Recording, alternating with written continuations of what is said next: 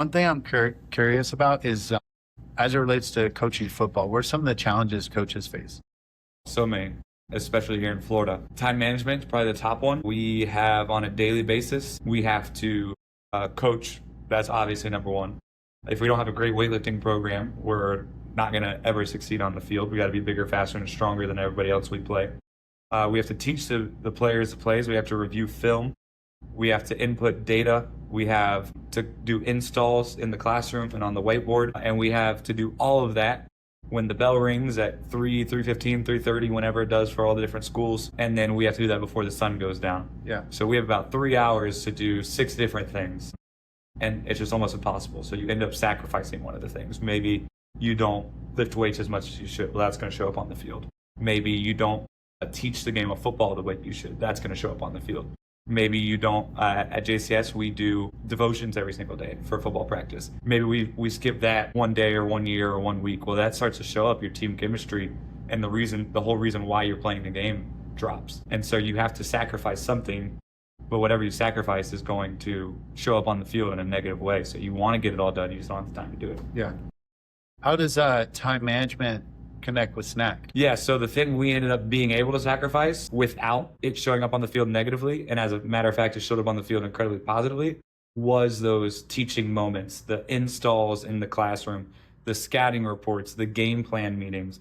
So a football team, a high school football team, does anywhere from 4 to 10 hours a week, depending on the coach, of meetings. It could be before practice, after practice, before school. Well, at JCS, we totally eliminated those meetings, and we did them all on their phones. So their scouting report went right to their phone from Snack.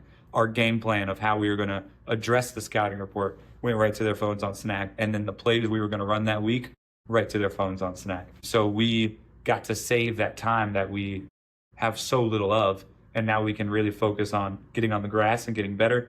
We can be in the weight room getting stronger, and we can be getting spiritually better by not sacrificing time from our devotions. I've heard about huddle, and huddle sounds like it's a way that coaches can take the friction out of exchanging film. Sounds like snack is a way to take the friction out of the classroom itself. Yeah, that's exactly what it is. Huddle does great things for us, and I can't even imagine coaching back in 1970 or 1980 or whatever it is. I talk about time management now. They had to actually take like VHS reels, cut it, then drive somewhere in the middle of the state to meet the coach they were playing, exchange it, then drive back and watch it. I have no idea how they did it. But as Huddle, that technology saved them hours of time on the road and literally actually cutting up plays. Snack's doing the same thing now in how we teach the game of football. And any good football coach will tell you, you have to be a situational master in football. You have to know exactly what to do, when to do it, and what situations. And we can now do that at Snack. We can teach our players, this is what we do in 2 minutes. This is what we do in 4 minutes. This is what we do when we're backed up. This is what we do in sudden change situations. And instead of having to go over that for hours in the classroom, I'd make a 5-minute video about it, and our kids rewatch it until it's committed to memory. So it almost sounds like the coaches have a problem and the students have a problem. And both of them revolve around time management. And when we talk to students, the last thing they wanted to do after 6 or 8 hours in classrooms was go and sit in another classroom. They wanted to get out on the field and hit each other, play the game, get better. Yeah, I felt bad for them in my previous 8 years of coaching before Snack, because they sit through 7 periods and they're just itching. They can't wait to go to football practice. And we're like, all right, you're finally done with classes. Everyone sit down, be quiet, get out a notepad and take notes on football now. And so it's like, man, this is just 8th period. They were all excited to exactly like what you said, go play the game they love.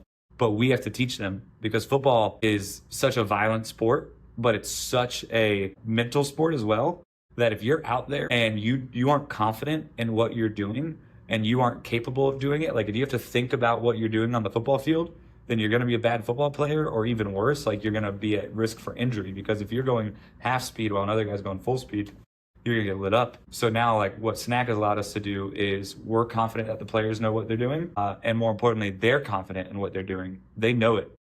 They can go right onto the field and go do it. And if they do it wrong, well, we didn't waste 45 minutes in the class. We can just actually get another rep at it and get better at it, and then get better at it and get better at it. Whereas it was 45 minutes in the class, Hopefully they learned it in there. Studies would show they didn't. Then they get 1 rep at it. They didn't do it as well as they want. Well, too bad. We have to move on because we're out of time.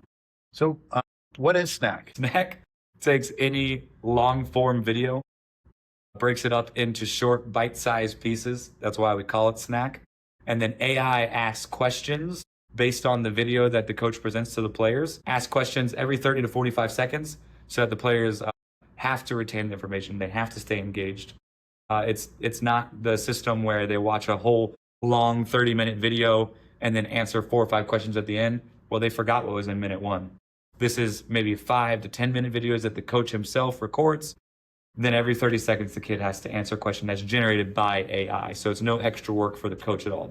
It's generated by AI, it's graded by AI, and the analytics come back with AI.